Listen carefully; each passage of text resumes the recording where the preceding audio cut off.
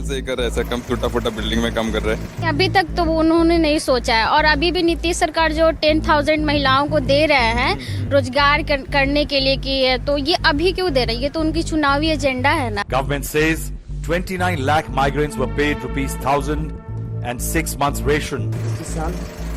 25 साल तो इतने 25 साल में ऐसा वाला पिलर मिला कभी? नहीं पहला नहीं। और सेशन इतना लेट चलता है कि आपकी जो डिग्री 3 साल में होनी चाहिए वो 5 साल में जाके होती है। काम पूरा बंद है, थोड़ा बहुत चल रहा है, इसलिए आगे काम करने के लिए बाहर।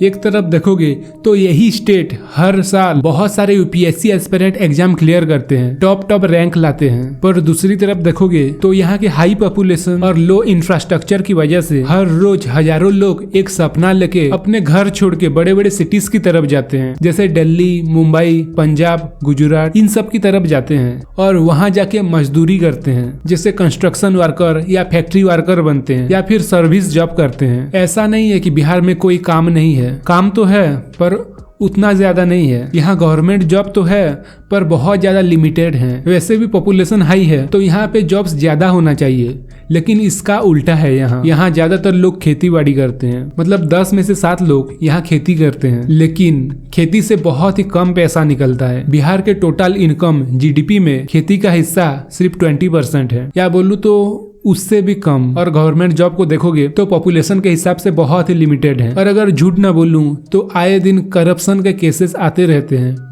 बिहार में रोड, बिजली, इंटरनेट ये सब बहुत ही लेट डेवलप हुआ है, लेकिन जब तक थोड़ा बहुत इम्प्रूव हुआ तब तक प्राइवेट कंपनी दूसरे स्टेट में चले गए। अब प्रॉब्लम ये है कि प्राइवेट कंपनी आना चाहती भी है तो रुक जाती है, क्योंकि यहाँ लैंड लेना बहुत ही मुश्किल है और पेपर का काम इतना स्लो है कि क्या ही बताऊं, और परमिशन लेने में भी बहुत ज्यादा टाइम लगता है। इसीलिए इन्वेस्टर सोचता है बिहार में पैसा लगाना मतलब रिस्क लेना। ये ऐसा वैसा रिस्क नहीं है जो डायलॉग में होता है, रिस्क है तो इश्क है, वही वाला नहीं। यहाँ रिस्क मतलब जानबूझ के अपने बिजनेस का घाटा करना। ये सब जो मैंने बताया ये तो बाहर से दिख जाता है। अब थोड़ा अंदर जाते हैं और देखते हैं कि आखिर चल क्या रहा है बिहार में। चलिए जानते हैं। बिहार का सबसे बड़ा नेगेटिव पॉइंट यही है कि जॉब्स का इनबैलेंस, जिसमें पहले आता है population versus employment gap. Bihar में 19 करोड़ से ज्यादा पॉपुलेशन है, पर अगर एम्प्लॉयमेंट जनरेशन पे नजर घुमाओगे तो ये नंबर बहुत ही लो है। हर साल lakhs of youth jobs market में आते हैं, स्कूल खत्म करते हैं, कॉलेज ग्रेजुएशन सब खत्म करते हैं, वो भी बहुत अच्छे नंबर लाके, लेकिन जब जॉब मार्केट में उतरते हैं तो उनके लिए नए जॉब्स ही नहीं है। जैसे एग्जाम्पल, बिहार का अनएम्प्लॉयमेंट रेट, यूथ अनएम्प्लॉयमेंट को देखोगे तो ये और भी ज्यादा हाई है। अगर इसको कंपेयर करो तो तमिलनाडु, कर्नाटका, गुजरात में मैन्युफैक्चरिंग जॉब डबल रेट से बढ़ रहा है। मतलब अगर आपको सिंपल लैंग्वेज में बोलूं तो सप्लाई हाई है लेकिन डिमांड लो, जिसकी वजह से लोग स्टेट छोड़ के बाहर जाते हैं काम करने। दूसरा रीजन है एग्रीकल्चर बेस्ड इकोनॉमी का प्रेशर। आज के बिहार में ऑलमोस्ट 70% लोग एग्रीकल्चर पे डिपेंडेंट है। पर ना प्रॉब्लम ये नहीं है कि वो खेती करते हैं, प्रॉब्लम तो ये है कि जो 70% लोग खेती करते हैं उनमें से एग्रीकल्चर बिहार की जीडीपी का सिर्फ 20% कंट्रीब्यूट करता है। सिर्फ 20%, मतलब लोग बहुत हैं खेती करने वाले, लेकिन उससे जो इनकम निकलता है वो बहुत ही कम है। पॉपुलेशन ज्यादा है तो लैंड छोटी भागों में बढ़ गया है, छोटी है, टेक्नोलॉजी पुरानी है और प्रोडक्टिविटी बहुत लो है। प्रोडक्टिविटी मतलब किसान के जो फसल होता है उसका सही दाम नहीं मिलता, क्योंकि बेचने के लिए मंडी, कोल्ड स्टोरेज और ट्रांसपोर्ट सिस्टम मतलब अच्छे नहीं है। बीज वाले मतलब मिडिल मैन ज्यादा प्रॉफिट ले लेता है, और वैसे भी एग्रीकल्चर एक सीजनल है, मतलब साल भर काम नहीं मिलता। इसीलिए ऑफ सीजन में बेरोजगारी बढ़ जाती है और यूथ को मजबूरन माइग्रेशन करना पड़ता है। कोई पंजाब में हार्वेस्टिंग करने चला जाता है, कोई दिल्ली में कंस्ट्रक्शन या मुंबई में लेबर करने चला जाता है। यही बिहार की सीजनल अनएम्प्लॉयमेंट और लेबर माइग्रेशन का मेन रीजन है। और अगर इंडस्ट्री और प्राइवेट सेक्टर में नजर घुमाओगे तो बिहार में इंडस्ट्रियल बेस ऑलमोस्ट खत्म हो चुका है। 1990 के बाद पुराने शुगर मिल, टेक्सटाइल्स और छोटे फैक्ट्री बंद पड़ गई है। फिर झारखंड अलग होने के बाद जो मिनरल रिच एरिया था वो भी चला गया, जहाँ से रॉ मटेरियल और हैवी इंडस्ट्री दोनों मिलते थे। आज को देखोगे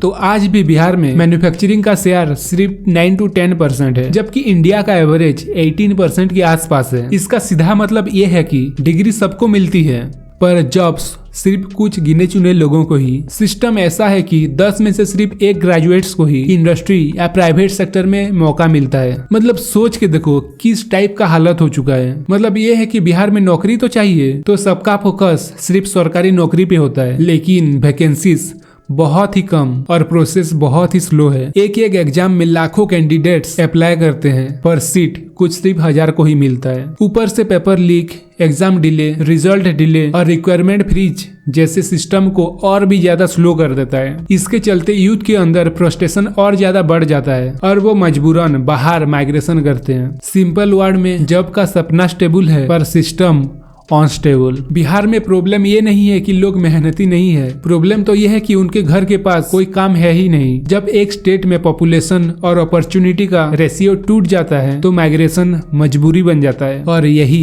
बिहार के साथ हो रहा है। और अगर बिहार के इंफ्रास्ट्रक्चर को देखोगे तो आपको पता चलेगा कि गलती किसकी है और यहाँ चल क्या रहा है। सिंपल अगर बोलना चाहूँ तो बिहार ने बेसिक इंफ्रास्ट्रक्चर बहुत ही ज्यादा लेट स्टार्ट किया और इसीलिए डेवलपमेंट का बेस वीक हो गया। अगर हम 1990s की बात करें तो 1990s में रोड टूटे हुए, बिजली की क्रोनिक शॉर्टेज और ट्रांसपोर्ट सिस्टम डेड था। फिर 2025 के बाद थोड़ा इम्प्रूवमेंट हुआ, जैसे NH और रूरल रोड बने, पावर सप्लाई बढ़ी। लेकिन ओवरऑल देखोगे तो इन्वेस्टमेंट लेवल अभी भी बहुत ज्यादा लो है। आज भी देखोगे तो आज भी रूरल एरिया में 24/7 बिजली नहीं मिलती और ट्रांसपोर्ट कॉस्ट हाई है। इसी वजह से प्राइवेट कंपनी यहाँ इन्वेस्ट करने से कतराती है, क्योंकि उन्हें सिर्फ प्रॉफिट नहीं, प्रॉफिट के साथ साथ स्टेबल और एक सिस्टम चाहिए होता है, और बिहार अभी उन्हें वो स्टेबिलिटी गारंटी नहीं कर पा रहा है। तो कोई कंपनी अपना घाटा खुद करने वहाँ क्यों जाएगा। वैसे भी इन्वेस्टर के लिए बिहार एक हाई रिस्क स्टेट माना जाता है। यहाँ परमिशन और फाइल क्लियरेंस में महीनों लग जाते हैं, लैंड एक्विजिशन में प्रोटेस्ट होता है और लॉ एंड ऑर्डर का इमेज अभी भी वीक है। इसीलिए कंपनीज बिहार के पास तक तो आती है पर इन्वेस्ट करती है यूपी बॉर्डर, झारखंड या वेस्ट बंगाल में, जिसकी वजह से FDI और प्राइवेट कैपिटल इनफ्लो दोनों में बिहार इंडिया के लास्ट 3 स्टेट में आता है। ये सब की वजह से ओवरऑल बिहार की इमेज अभी भी पुअर गवर्नेंस वाली बनी हुई है, जिससे इन्वेस्टर सोचता है कि यहाँ पैसा लगाना रिस्की है। हालांकि ग्राउंड लेवल पे लॉ एंड ऑर्डर और गवर्नेंस में सुधार हुआ है, पर परसेप्शन बदलने में टाइम लगता है। पेपर पे बिहार को ईज ऑफ डूइंग बिजनेस में कुछ रैंक मिल जाता है, लेकिन ग्राउंड पे प्रोसेस स्लो और कॉम्प्लायंस टॉप रहता है। सिंपल लाइन में बोलूं तो रियलिटी बेटर हुई है, आगे बढ़ी है, पर परसेप्शन अभी भी पीछे है और बिजनेस परसेप्शन से चलता है, ना कि डाटा से। एम आई राइट या आई डोंट नो। वाह, बिहार के अंदर तो आ गए, पर कुछ थोड़ा मिसिंग लग रहा है शायद।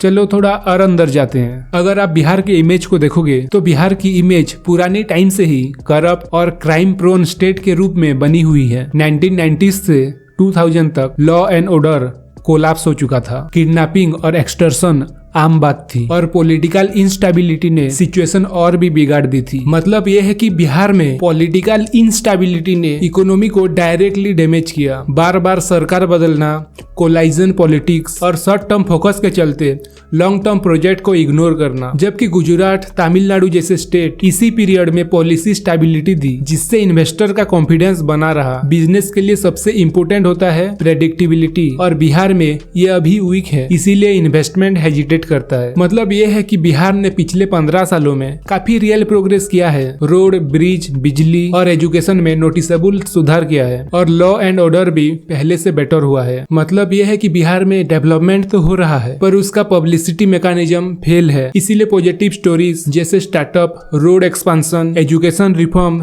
नेशनल लेवल तक पहुंच ही नहीं पाती, जिसकी वजह से लोगों के दिमाग में 20 साल पुरानी इमेज अभी तक बैठा हुआ है। जबकि गुजरात और यूपी ने अपने डेवलपमेंट को एग्रेसिवली प्रमोट किया, पर बिहार ने अपनी प्रोग्रेस को साइलेंट मोड में रखा है। सीधा मतलब ये है कि प्रोग्रेस हो रहा है पर दिखाई नहीं दे रहा है, और इमेज अगर विजिबल नहीं है तो इन्वेस्टर का ट्रस्ट भी नहीं बढ़ता। बिहार एक नेगेटिव साइकिल में फंसा हुआ है, जहां हर प्रॉब्लम अगली को बढ़ाती है। जब गवर्नेंस वीक होती है तो इमेज खराब होती है, इमेज खराब होने से इन्वेस्टर नहीं आता, इन्वेस्टर नहीं आने से जॉब नहीं बनता, जॉब नहीं होने से लोग माइग्रेट करते हैं, और माइग्रेशन से लोकल इकोनॉमी और ज्यादा कमजोर हो जाता है, जिससे गवर्नेंस और भी ज्यादा वीक हो जाता है और ये ऐसे होके एक पूरा साइकिल बन जाता है, जिस साइकिल में आज बिहार फंसा हुआ है, मतलब आज घूम रहा है। आज बिहार की सिचुएशन पहले से बेटर है, लॉ एंड ऑर्डर कंट्रोल में है, करप्शन थोड़ा सा कम हुआ है और इंफ्रास्ट्रक्चर भी थोड़ा सा बेटर हुआ है, लेकिन सिस्टम के डिलीवरी मैकेनिज्म में